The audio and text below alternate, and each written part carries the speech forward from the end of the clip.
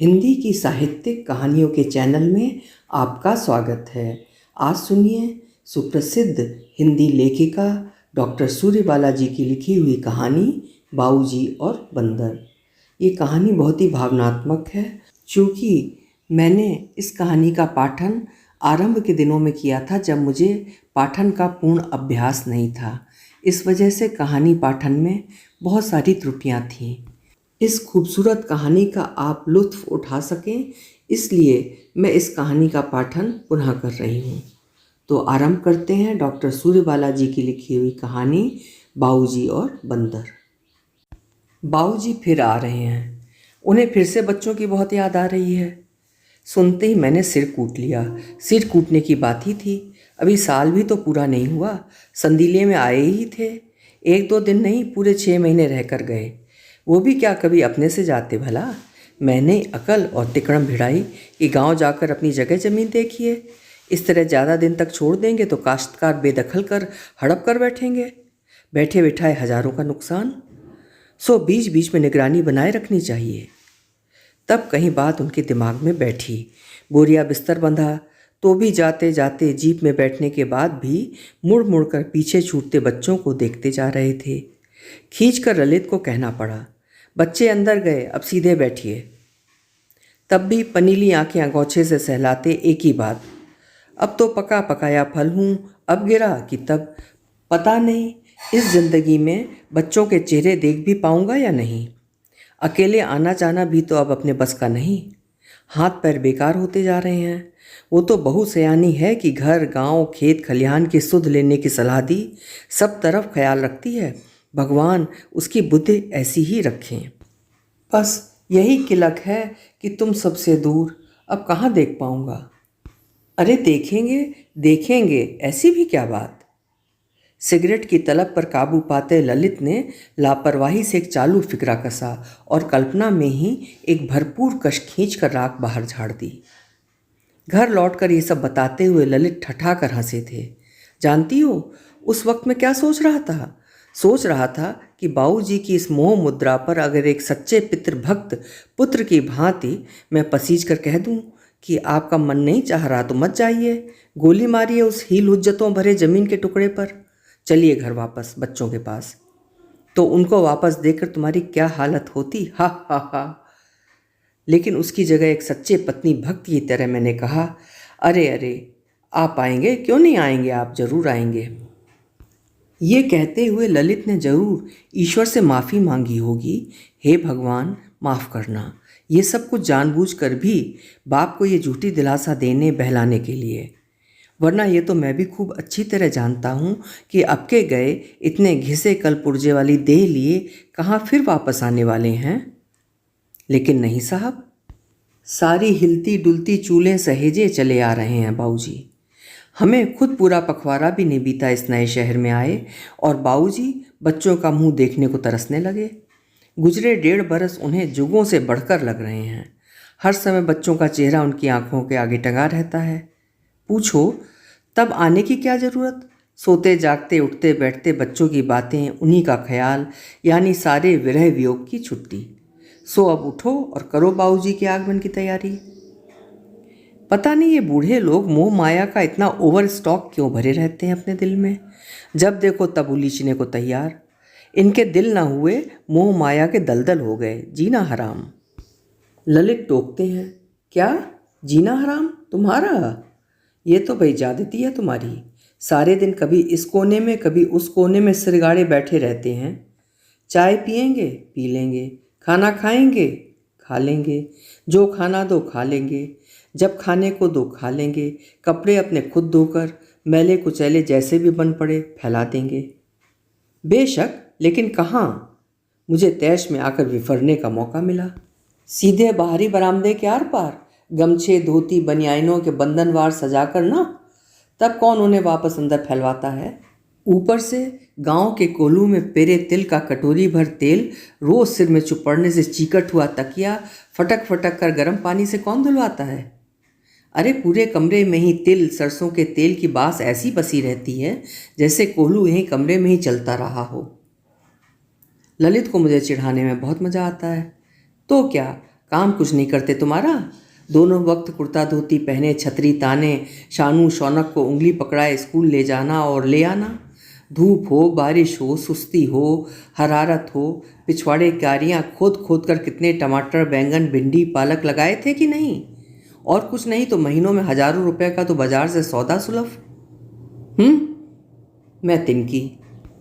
उसमें से 50 रुपए तो हिसाब किताब की गड़बड़ की वजह से दुकानदार ने झटक लिए होंगे या फिर जेब से गिरा खिसका दिए होंगे। और तो और उन्हें मेहरी के साथ राशन की दुकान भेजती थी तो किस लिए? दुकान से ही मुट्ठी दो मुट्ठी झटक लेने की जो चालाकी बरतती है मेहरी, उस पर बाबूजी जरूर निगरानी रखेंगे। लेकिन हुआ क्या? मेहरी तो उल्टे और बेशर्मी से जैसे मुझे बिराती सी हंसती हंसती आई। पता चला अब तो राशन लेने के बाद वो खुद ही बाबूजी से पूछ लेती, बाबूजी 2 मुट्ठी शक्कर अपने खूंट में बांध लूँ बच्चन के वास्ते? और जवाब में बाबूजी कहेंगे, अरे 2 क्या 4 मुट्ठी डाल ले, इसमें पूछने की क्या बात। लेकिन ललित छेड़ने से कहाँ बाज आने वाले, मोर्चे पर डटे हैं। बड़ी एहसान फरामोश औरत हो भाई, लेकिन कसूर तुम्हारा नहीं। बीवी बहस पर ही जीती और जीतती आई है सदियों से। सुनते सुनते ही आदमी बेचारे का भेजा खाली हो जाता है, बोलने का दम ही नहीं रह जाता। बहरहाल इतना समझ लो कि ऐसा कोई उपाय नहीं जिससे बाबूजी को यहाँ आने से रोका जा सके। बात सही थी, मुंह लटक गया मेरा, लेकिन दिमाग का चौकस घोड़ा चारों दिशाओं में एड़ लगाता रहा कि चलो ठीक है, अब जब आ ही रहे हैं तो मन के संतोष के लिए ही सही बाबूजी का कुछ तो उपयोग हो। उनके यहाँ रखने रहने के एवज में कोई तो सहूलियत। लेकिन यहाँ तो माली भी आता है, एक दिन छोड़कर घंटे पौना घंटे को। उसके काम में दखल ना दें तो ही अच्छा। बच्चे भी अब ललित के प्रमोशन के बाद से हिंदी स्कूल से नाम कटवा कर क्वीन मैरी कॉन्वेंट में जाते हैं रिक्शे पर। उन्हें पहुँचाने लाने के लिए भी किसी बाबूजी की ज़रूरत नहीं। चाहती थी सुबह शाम की सेवा टहल के लिए कोई छोकरा या दरबान टाइप मिल जाता कि ललित शाम को जीप से आएँ तो लपक कर सलाम मार के फाटक खोल दिया, आए गए को चाय पानी सर्व कर दिया। वक्त ज़रूरत को चौमुहानी तक लपक कर थोड़े बियर सोडा की खरीदारी। साहबी का रुतबा इसी बात पर तो कायम रहता है। लेकिन बाबूजी इस मसरफ़ के भी नहीं। फिर भी कुछ उपाय तो सोचना ही है, कुछ ना कुछ काम के लायक तो बनाना ही है इन बेमसरफ बाबूजी को। इसी उधेड़ बुन में दोपहर में सोने की जगह सोचती जुगत बैठाती रही बाबूजी को लेकर। बड़ी मुश्किल से नींद लगी। आधा घंटा ही हुआ होगा कि छत पर धूं धड़ाम धाड़ धूड़ धड़ पकड़ और चिल्ला रही सी वहशी आवाज़ें। चौंक कर उठी तो ललित पहले ही खिड़की पर जाकर जो नज़ारा देखा तो काटो तो खून नहीं। समूचा घर 20-25 छोटे बड़े बंदरों की उछल कूद और चिचियाहटों की गिरफ्त में। मकान के एक और गली, दूसरी ओर खाली पड़ा प्लॉट। सिर्फ पीछे के कलई वाले की गुप्ताइन कई आवाज़ें लगाने पर बड़े इत्मीनान से बोली, आप लोग नए आए हो ना? बंदर तो आते ही रहते हैं ऐसे ही 20-25 के झुंड में, कभी 2-4 हफ्ते तो कभी 2-4 रोज़ पर ही, कुछ ठिकाना नहीं। कन्या जात और बच्चों से तो डरते भी नहीं है ना। वैसे घर की सांकल चढ़ाए रहिए तो ज़्यादा नुकसान क्या करेंगे, पर ठहरे तो आखिर बंदर ही। पेड़ पालो फूल पत्ते तो तहस नहस करेंगे ही। इसी से तो हम फूल पत्तों के झंझट में पड़े ही नहीं। आपने तो देखती हूँ एक माली रखा है ना, बंद कर दो कल से, बस किटकिट ख़त्म।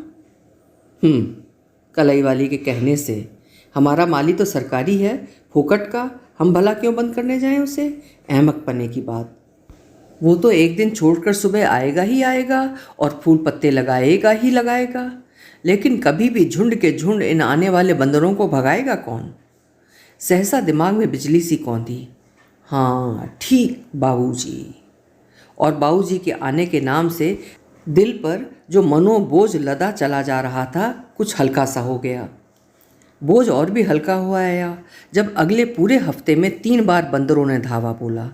हर 2-3 दिनों में अचानक ही, कभी भी देखो तो मकान के चारों तरफ औघराए हुए हैं।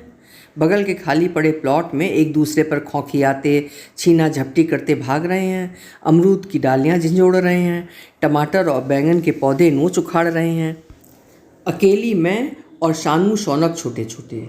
एक आध बार खिड़की के पीछे से डंडी दिखाई भी तो ऐसे दांत किटकिटाए सबने कि अंदर तक रूह कांप गई। न डर पर काबू न गुस्से पर। बारी बारी हर खिड़की रोशनदान से लगी अपने नए नए लगाए बगीचे की बर्बादी देखती, खुद ही पिंजरे में बंदर की तरह खौखियाती रही। कई कई बार तो घंटों घर का दरवाज़ा ही नहीं खुल पाया, चारों तरफ खौखियाते बंदरों की वजह से। तब बाबूजी के आने के ख्याल से मन हल्का हो गया। तो बाबूजी आए। खैर वे तो आते ही आते। शानू और शौनक ने आते ही आते उन्हें वो छड़ी दिखाई। जानते हैं ये क्या है? ये छड़ी है, मम्मी ने रखी है आपके लिए। हाँ, बाबूजी सिर हिलाते प्रसन्नचित्त छड़ी का मुआयना करने लगे। इसे लेकर टहलने जाया करूँगा, कभी कभी कुत्ते लग जाते हैं पीछे। दुत, कुत्तों को मारने के लिए थोड़ी ना, बंदर को भगाने के लिए। इससे आप बंदरों को भगाया करेंगे। बंदर? बंदर कहाँ हैं? बाबूजी ने कौतुक से पूछा। आते हैं बहुत सारे कभी कभी, तब हम दोनों को और मम्मी को बहुत डर लगता है, लेकिन मज़ा भी खूब आता है जब वे पिछवाड़े के प्लॉट पर कलामुंडियाँ खाते हैं और एक दूसरे के ऊपर खौखियाते हुए झपटते हैं। आप देखेंगे तो आपको भी खूब मज़ा आएगा, है ना शानू? लेकिन अपनी ऐनक संभाल कर रखिएगा, शानू ने हिदायत दी। अच्छा अच्छा। वो बड़े चाव से बच्चों की बातें सुनते हैं, फिर बक्सा खोलकर उसी चाव से प्लास्टिक से मढ़ी हनुमान जी की एक फ़ोटो और काले कपड़े का एक हाथी निकाल कर बच्चों को, देखो मैं तुम्हारे लिए क्या लाया हूँ, के अंदाज में थमा देते हैं। बच्चे दोनों चीज़ें लापरवाही से उछालते हुए कहते हैं, इसका हम क्या करेंगे? अमिताभ बच्चन की फ़ोटो नहीं थी आपके पास? बाबूजी अपनी रौ में बच्चों को हनुमान जी की महिमा समझाने लगते हैं। शौनक चिढ़ाते हुए कहता है, जानते हैं सारे के सारे बंदर ना पीपल वाले हनुमान जी के आहते से ही आते हैं, सारी खुराफात उन्हीं हनुमान जी की है।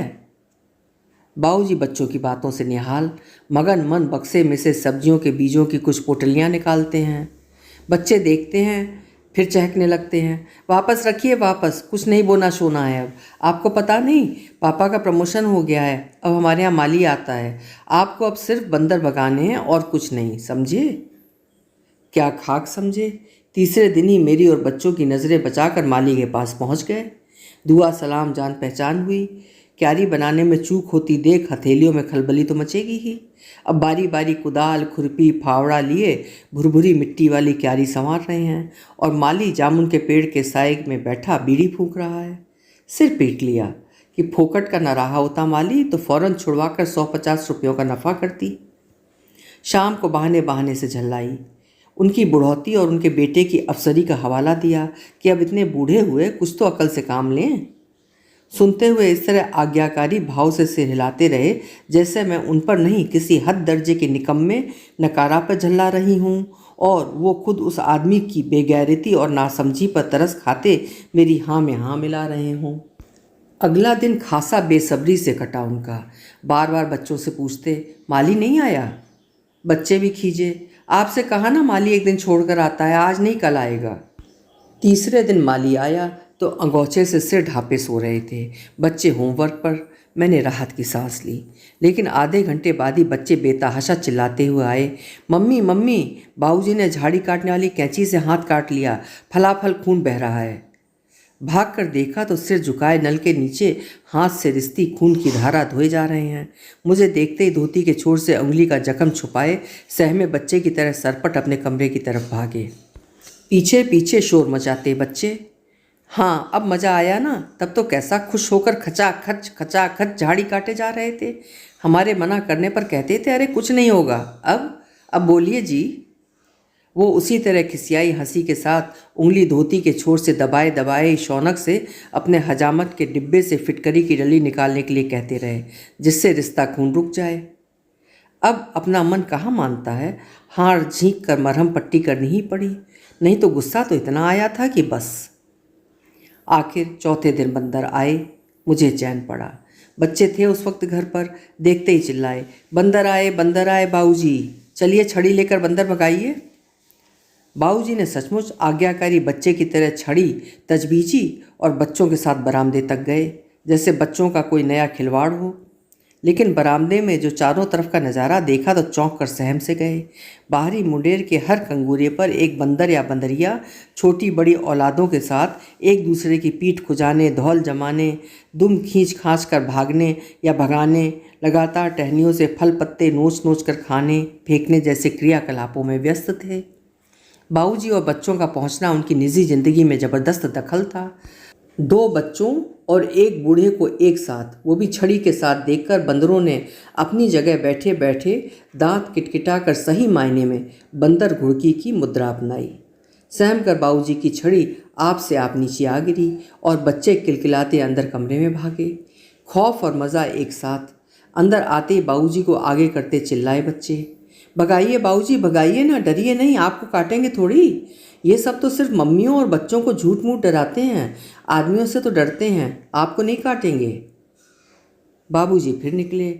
उन्होंने सहमे सहमे थोड़ी सी छड़ी ठकठकाई। बंदर अपनी जगह निश्चिंत बैठे रहे। बच्चों के लिए इतना भी कम उत्साहप्रद नहीं था, क्योंकि अब तक तो हमेशा बंदरों की भनक लगते ही दहल कर भागती मैं सारे दरवाजे बंद कर दुपक लेती। बच्चों को खिड़कियों से झांकते देखकर भी दिल धड़क उठता था, लेकिन आज बच्चों को बाबूजी की मौजूदगी का सुकून था। खूब उछल उछल कर चिढ़ाते और आवाज़ें कर रहे थे, लेकिन थोड़ी देर में बंदर जैसे तंग आकर दूसरी मुड़ेरों की तरफ चले गए और शानू शौनक गला फाड़ फाड़ कर चिल्लाने लगे, भाग गए बंदर, भाग गए सारे के सारे। तृप्ति और संतुष्टि फूल पत्ते बचने से ज़्यादा बाबूजी के हो पाए उपयोग की थी।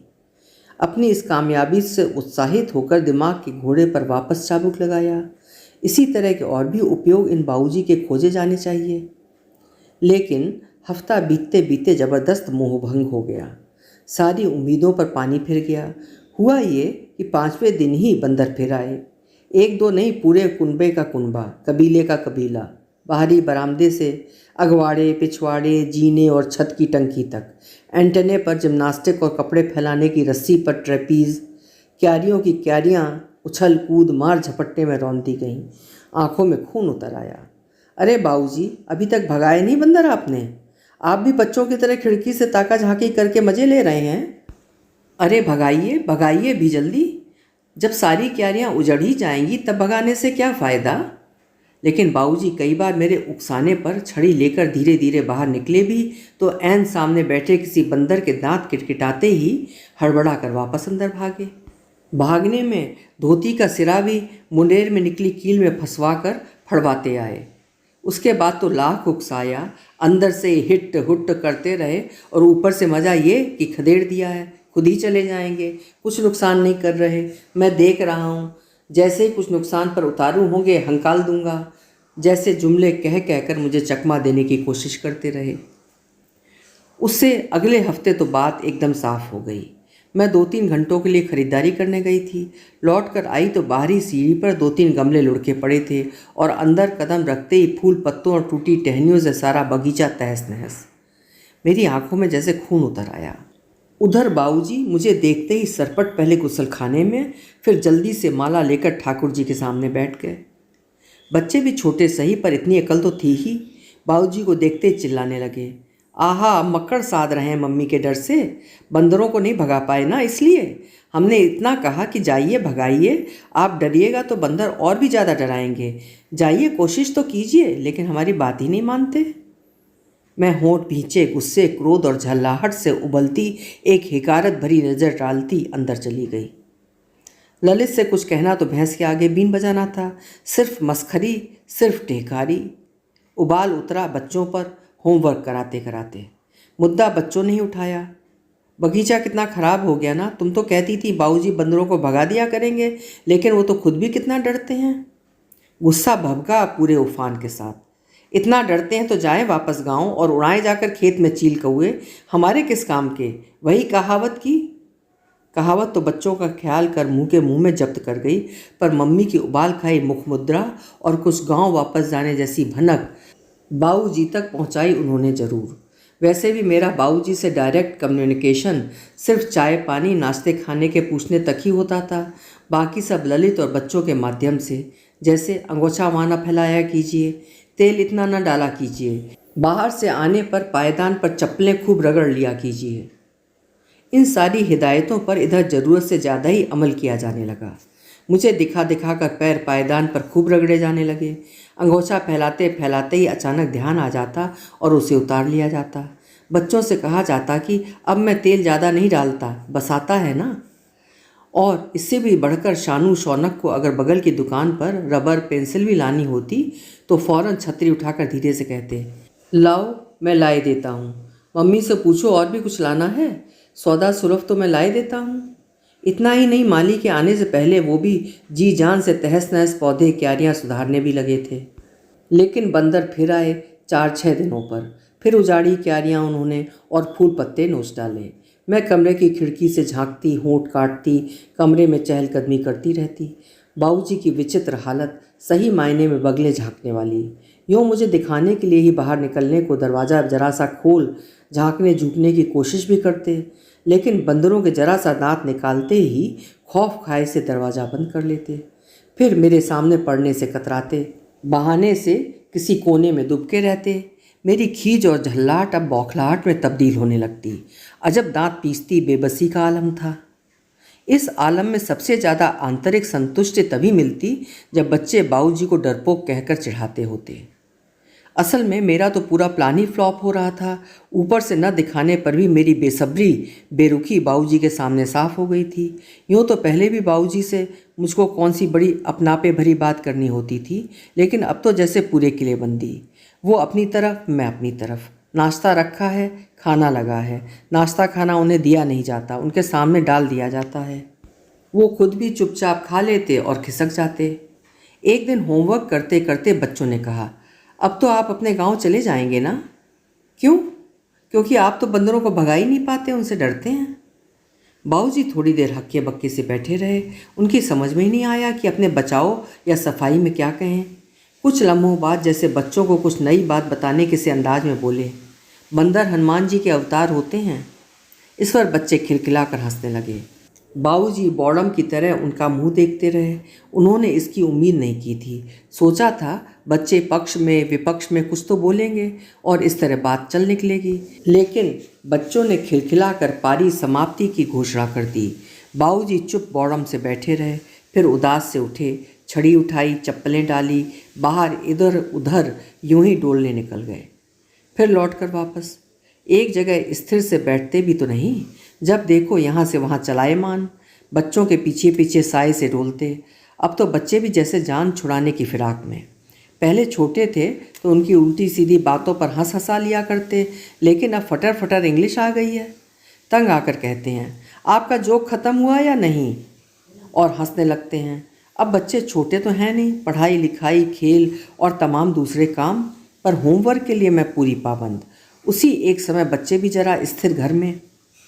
बस बच्चों को होमवर्क करते देखते ही बाबूजी चुपचाप एक किनारे आ बैठते, भांपते भी रहते कि मैं आसपास तो नहीं। फिर बच्चों से कुछ ना कुछ बातें करने की कोशिश करते, जैसे ये जो तुम्हारे पापा हैं ना, ये मेरे वैसे ही बेटे हैं जैसे तुम दोनों इनके। तुम्हारे पापा भी छोटे थे तो मैं उन्हें वैसे ही डांटता था जैसे वो तुम दोनों को डांटते हैं। फिर सोचते हुए धीमे से जोड़ते, बहुत डरता था वो मुझसे। या फिर कभी, जैसे वो तुम लोगों के लिए चॉकलेट बिस्कुट लाते हैं वैसे ही मैं भी लाया करता था उसके लिए। मैं तो बाज़ार की सबसे महंगी हैट और गेटिस वाली निकर लाया था उसके लिए। फिर एक दिन उन्होंने बहुत जोड़ तोड़ बिठाकर बच्चों के सामने ये वाक्य बोल डाला, अगर मैं गांव चला गया तो फिर तुम लोगों को कहाँ देख पाऊँगा? और अधीर चेहरे से बच्चों के जवाब का इंतज़ार करने लगते। लेकिन बच्चों को इसमें कोई गौरतलब बात समझ में आई ही नहीं। उन्होंने सुना, हामी में सिर हिलाया और पुनः झुककर होमवर्क करने लगे। बाबूजी बैठे रहे। अचानक उठे, बड़े बिजी होने के से अंदाज में चप्पलें डाली, छतरी उठाई और निकल गए। इधर भी किसे होश हवास, तमाम ज़रूरी काम। काफ़ी देर हुई तो ख्याल आया, डर ये कि बूढ़ा ढिल्ला शरीर कहीं पैर ऊंचे नीचे न पड़ गए हों। तब तक पायदान पर चप्पलें रगड़ते दिखे। किधर गए थे? मंदिर गए थे। भाई इतनी देर क्या करते रहे? कीर्तन करती मंडली के साथ बैठकर मजीरे बजाते रहे। बड़ी ठसक और उमंग के साथ जवाब दिया गया, ठीक है बजाओ मजीरा, चाहे मृदंग, अपने से क्या। लेकिन 2-4 दिनों बाद फिर जल्दी लौटे और पूछा गया तो चुप, बस नहीं बताते जैसे अंदाज में। बाद में ललित ने हंसते हुए बताया कि वो कीर्तन मंडली चली गई और दूसरी में उनका अपने मजीरा वाला है, सो उदास हो लिए हैं थोड़े से बस। तो भी क्या, मंदिर तो है ही हनुमान जी का पवित्र स्थान, जाकर बैठे रहते हैं। क्या पता कभी मजीरे वाला गैर हाजिर हो। फिर एक दिन महरी बोली, कौन बाबूजी? मंदिर में कहाँ ज़्यादा उनका दीदा लगता है। उन्हें तो अक्सर पुलिया पार कुंजड़ों की, बैंगन टमाटर की क्यारियों के पास देखती हूँ। वहीं उन सबसे बोलते बतियाते रहते हैं, खाद फसल हुक्के चिलम की बातें। ललित का गुस्सा जायज़ था, फिर भी काबू कर गए। किसी तरह बस दो चार सख्त शब्दों में ही हिदायत दे दी कि मंदिर तक तो होया कीजिए बस, बाकी यहाँ वहाँ बैठकें लगाने की ज़रूरत नहीं। बस मान गए बाबूजी बिना किसी हील हुज्जत के, जैसे बिल्कुल ठीक कह रहे हों, नहीं जाएंगे कल से, बस मंदिर से घर, घर से मंदिर। बंदर अब भी वैसे ही आते थे, पर अब बाबूजी से कोई कुछ ना कहता। सारा साहबी रुतबा ताक पर रखकर मैं और महरी तथा बच्चे रहे तो बच्चे भी जोर जोर से अंदर से थाली का नस्तर पीटना शुरू कर देते। रास्ते से गुजरते लोग अचानक अचकचा कर देख कर मुस्कुराते और आगे बढ़ जाते। हम अंदर ही अंदर शर्म से पानी पानी हो जाते, लेकिन बंदर आखिरकार आवाज़ों से आजिज आकर धीरे धीरे खिसक जाते। तब हम चैन की सांस लेकर सुस्ताते और बच्चे बाबूजी को चिढ़ाते हुए कहते, देखा हमने खुद ही भगा दिए बंदर। अचानक ललित उस दिन हुलसते हुए आए। 10 दिनों के लिए साइट पर जाने का ऑर्डर। खुशी की बात यह कि साहब ने बीवी बच्चों को ले जाने की मंजूरी दे दी। छोटी जगह, जंगल घाटियों के बीच में। कंट्रैक्टर सुपरवाइज़र हाथ बांधे खड़े रहेंगे, पैसे काटेंगे अलग, खासी पिकनिक, और सबसे बढ़कर घर की रखवाली के लिए 15 रुपये रोज़ का चौकीदार ढूंढने की ज़रूरत नहीं, बाबूजी तो हैं ही। ललित ने ही समझा दिया, कुछ दिनों के लिए बाहर जा रहे हैं हम सब, घर देखिएगा, होशियारी से रहिएगा। सुनकर अंदर अंदर थोड़े सहमे से दिखे छोटे बच्चे की तरह। कितने दिन लगेंगे? महीने 1.5 महीने को जा रहे हो तो मैं गांव चला जाऊं। लेकिन मैंने आंख मारी, अब एक जरा काम आया चौकीदारी का तो उससे भी कन्नी काट रहे हैं। ललित ने कहा, अरे नहीं, हफ्ते भर को ही, लेकिन 2-4 दिन तो इधर उधर हो ही जाता है। नौकरी की बात है, कोई घर की थोड़ी। और फिर तकलीफ़ क्या है यहाँ? वहाँ तो रोटी भी खुद ही ठेकते थे, यहाँ तो हम महरी से कह जाएंगे, एक समय बना जाया करेगी, लेकिन सारे समय घर में ही रहिएगा, समझे? और बंदर आए तो अंदर से थाली का नस्तर बजा दीजिएगा।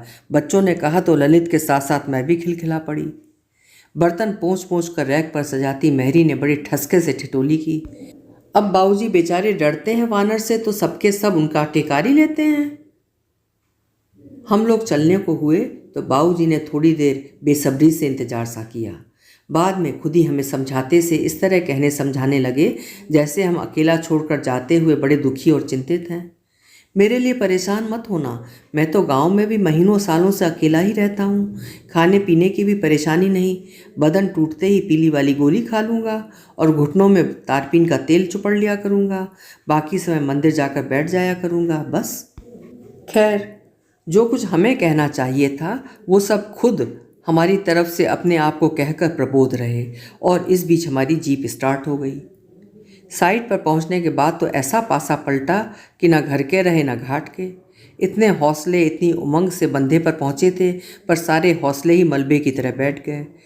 कुल 2 दिनों बाद ही साहब खुद आ धमके, और उसके बाद जिस जी हजूरी की उम्मीद हम अपने जूनियर्स से कर रहे थे, उसी जमात में ललित खुद शामिल हो गए।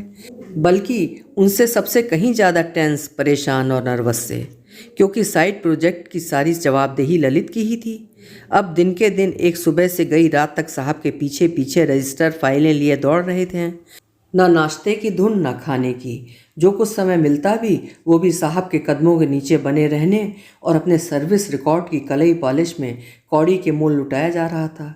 साहब कहते तो भी उनके कदमों में बने रहना और गई रात देर सबेर आकर थकान से लस्त निढाल पड़ जाना। मैं और बच्चे तंबू में फंसे कैद खाने से बदतर, बदमज़ा। सर्कस के जानवरों को भी शो दिखाने के लिए ही सही तंबू से बाहर तो लाया जाता है। हम बाहर 1-2 चक्कर भी मारते तो दुबके सहमे। बच्चे 1000 निर्देशों के साथ बाहर लाए जाते। कहीं सामना हो जाए तो ऐसे पेश आना, गुड मॉर्निंग कहना। तो ऐसे हो रही थी हमारी पिकनिक। बच्चों के साथ साथ मेरा भी जैसे दम घुटा जा रहा था। ऐसे में घर की याद और ज़्यादा आती, स्वाभाविक ही था। चिंता फिक्र भी सताती, घर के साथ साथ बाबूजी की भी, कहीं बीमारी मार ना पड़े हों। लौटने पर और आफत, घर का कोई दरवाज़ा कहीं खुदा न खास्ता खुला रह गया होगा, तब तो और भी आफत। बंदरों ने अंदर बाहर कुछ भी साबुत ना छोड़ा होगा। हे भगवान, कहाँ आप फंसे। और बाबूजी भी तो निपट अकेले इतने दिन, इतने इतने घंटे बंदरों के आने पर क्या करते होंगे। अकेले कितना थाली कनस्तर बजाते होंगे। बाहर मंदिर तक जाने को भी ललित मना कर आए हैं कि कहीं चाबी गिरी खोई तो। घर सूना देख पिछले दरवाजे खिड़की से बैठने की कोशिश करें तो। हजार शक, हजार अंदेशे। चुपचाप घर में बने रहिएगा, हमारे आने तक खाना खाइएगा और पूजा पाठ कीजिएगा। 2 हफ्ते होते क्या हैं। यह तो मुझे अब पता चल रहा था। ऊब की हद, एक रास्ता और निहायत अकेलेपन की घुटन। घुटन और धुर तटस्थता यानी उपेक्षा ही तो। तमाम जरूरी काम, दौड़ धूप, भागम भाग, जी हुजूरी, उसमें मेरी हमारी कहाँ सुध। कहने को तो 2 के 4 हफ्ते होने को आए। उफ, कब कब खत्म होगा ये निर्वासन, ये घुटन, ये उपेक्षित एक रास्ता। कब मुक्ति मिलेगी। सो मुक्ति मिली। साइट का काम पूरा क्या हुआ, जान को जहान मिला। जीप से लौटे उसी दिन। रास्ते में बाबूजी के विषय में सोचते हुए कि कैसे गुजारे होंगे ना उन्हें इतने सारे दिन। जीप रुकी, गेट खोला और मैं बेतहाशा हाँफती हुई सी बाहर बरामदे की सीढ़ियाँ चढ़ी तो अवाक सन्न। बरामदा पूरा छोटे बड़े बंदरों से घिरा हुआ था और बाबूजी दरवाजे से सटी चौकी पर कटोरे भर भीगे चने रखे मुट्ठी मुट्ठी भर बंदरों को खिला रहे थे। बंदरों के बच्चे मगन मन अपनी खुशी का इजहार करते बाबूजी के सामने कलामुंडियों पर कलामुंडियाँ खा रहे थे और बाबूजी एकदम अभिभूत नेत्रों से उन्हें देखे जा रहे थे। चौखट से टिकी मेहरी भी बड़े चाव, बड़े अपनापे से देख रही थी और बाबूजी उसे सगर्व समझा रहे थे। बंदर हनुमान जी के अवतार होते हैं। अभी आप सुन रहे थे डॉक्टर सूर्य बालाजी की लिखी हुई एक बेहद प्यारी कहानी बाबूजी और बंदर। आशा है कहानी आपको पसंद आई होगी। फिर मिलेंगे।